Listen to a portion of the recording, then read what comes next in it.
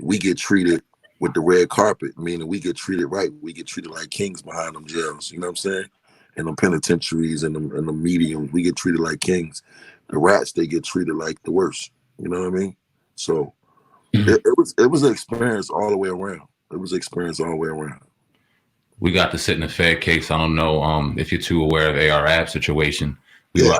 We got to sit in a couple of his hearings. It was crazy to watch because it seemed like the shit was fixed from the jump. Speak on AR as best to your ability. How you feel about his situation, and because I think somebody snitched in that situation. That shit was crazy. But what do you think about his situation?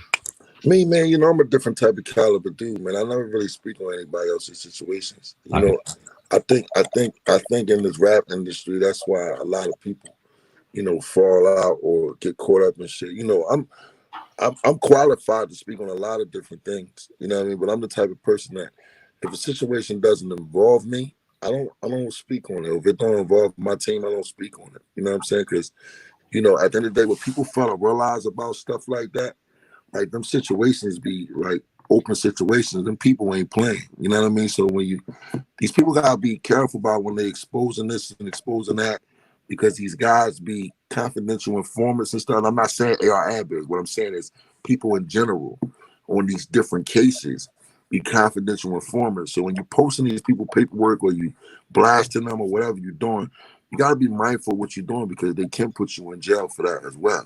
You know what I'm saying? So, you know, a lot of platforms say a lot of different things, and not taking nothing away from your platform. As you said, you know, you was actually physically in the courtroom to hear different things. But my thing is, you know, I just don't get involved with it because I don't like my name called up and none of that shit. Nah, that's respect. How kind of to piggyback off that, how dangerous and how should artists move when it comes to these interviews, right? Because obviously we're media, we have a platform, but by no stretch of the imagination we trying to incriminate nobody, get somebody caught up. You ask them something, get caught up, and then it gets blown up. Right. Give any advice to people on how to really move throughout these interviews and throughout different media sources? Because not everybody has that intent. Some people are trying to jam you the fuck up. Well, yeah, it's just like the guy. I would never do an interview with Vlad TV. I've been like, I would never fuck with him. You know what I'm saying? Like I feel like all his interviews is interrogations. Yeah. Like at the end of the day, you sitting there, you asking incriminating shit, and then I gotta wonder the people that's sitting there answering the questions. Why y'all answering this shit? Do y'all understand what's happening right now?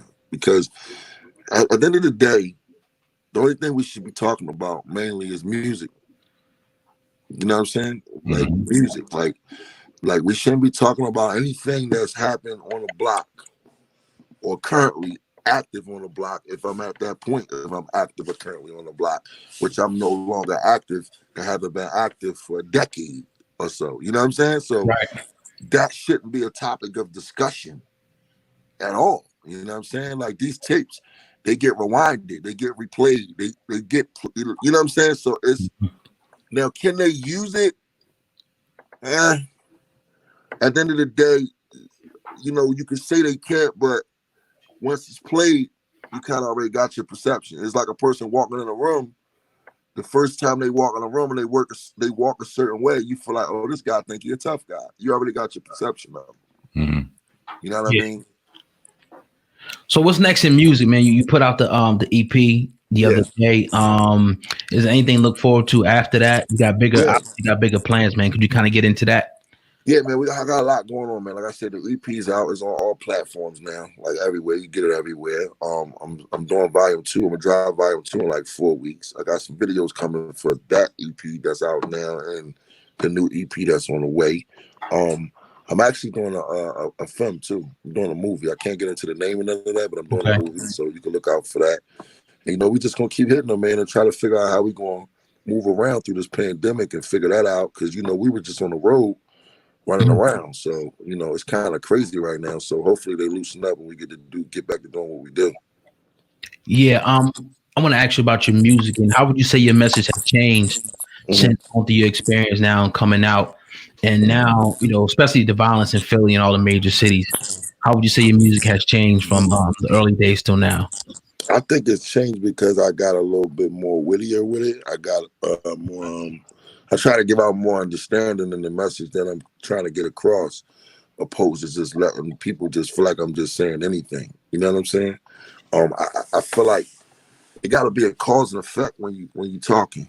You know what I mean? Like, it got to be a reason. You know what I mean? And you gotta affect people. It's like, how do you want to affect them? Like, when the youth hear me, I want them to know, yeah, I was the one that actually was this type of guy at one point in time in my life. But they'll see that I went away for this time of my life too. You know what I mean? So what did I gain from that? Now I'm just here to talk about it. Hopefully I could, if not reach all of them, I could reach some of them to get an understanding and try to do something different. You know what I mean? Now you're pretty much G Unit Philly, if I'm not mistaken. You pretty much Nah, not I really. ain't G Unit. Nah, I'm G Unit. Just G Unit. I got you. I feel you. I feel you. Yeah. But how does it feel, man, putting on, representing though from such a big, iconic brand in hip hop, and then representing the city of Philly at the same time? Oh man, it's cool, man. I mean, at the end of the day, when I started out messing with G Unit, it was through Tony Yayo who introduced me to 50 Cent, which my old head Steve Brody introduced me to all of them. It was cool, as time went on, we was building a relationship. People don't understand that when you meet people, you don't just automatically just get on. You have to build relationships, especially when you're dealing with people from the streets or come from the same type of cloth you come from. You know what I mean? You have to build a rapport, a relationship, and have an understanding of each other and what we doing here. You know what I mean? So we built that. In the process of us building that, I got some other guys, and that's where you actually got the G Unit Philly thing. That was a part of me bringing Philly in, to try to help Philly and give. Because I'm not a selfish person. I've helped so many different artists from my city quietly. You know what I mean? And that's where you get that from. Do you have any understudies, out of the city of Philly, anywhere else that you're working with and maybe coming up under you? Yeah, it's crazy. I'm actually I'm looking for artists now.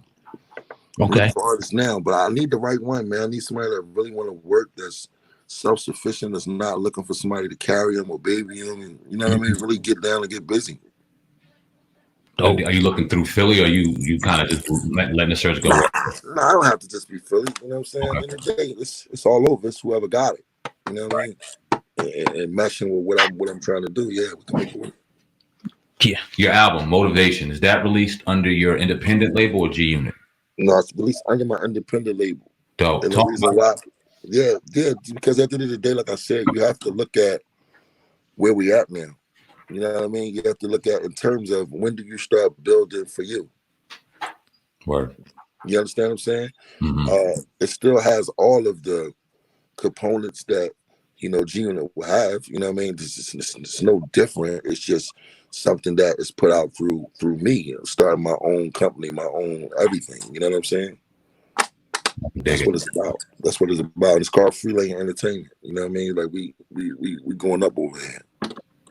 Absolutely. Right. How do you feel about the drug promotion in music? Because we know, I mean, it's been going on for a long time, even, probably the last 20, 30 years of hip hop. Right. How do you feel about that being an artist and rappers openly promoting that to the youth? Well, I mean, I don't feel like they promote it to the youth. I feel like what people fail to realize is a lot of these guys came into the industry and they already had stressful things going on in their life. You know what I mean? So you can't just say like they promoting it. Like a lot of them, it was like the norm. You know what I'm saying? And like at the end of the day, like if you smoking weed, it's like a person smoking weed. You've been smoking weed for years and you only been able to cop bags of weed, but then you get in a position where you're able to smoke a quarter pound of weed a day with you and your homies, and you running around and you're doing shows and you're doing this. It becomes a part of your everyday life, and I think it's not making an excuse for any drug. I'm just saying that I think a lot of people had different issues going on in their life prior to, and when they gain success, everything goes up a level, and it wasn't never about promoting it to kids. I don't think. Let's kind of transition that. That's definitely a great point. In the social media, if you look at social media, and it's a gift and a curse with it. You see on one end, I mean, if it wasn't for social media, we wouldn't be able to do shit like this. But then on the other end, it creates absolute monsters. It gives this false sense of, I guess, more than what people have to the youth, the people looking from the outside looking in. So talk about the gifts and the curse of social media. What you think about that? I feel like people get caught up in wanting to be seen more than anything. You know what I mean? I think, like, you ever see the pictures where the girls they take pictures and they got that one leg poked out, where it's like she want to look like she bow-legged, but she really not. Yeah, show some extra ass cheek or something. Yeah, so it's like, and it's not. I'm not dissing the girls. I'm just using that as a point by saying that social media, like the first thing people do, a lot of people grab their phone before they wash their face. That's facts. You know what I'm saying? Just to see who said what or who sent them a message on social media. Social media has taken over the world.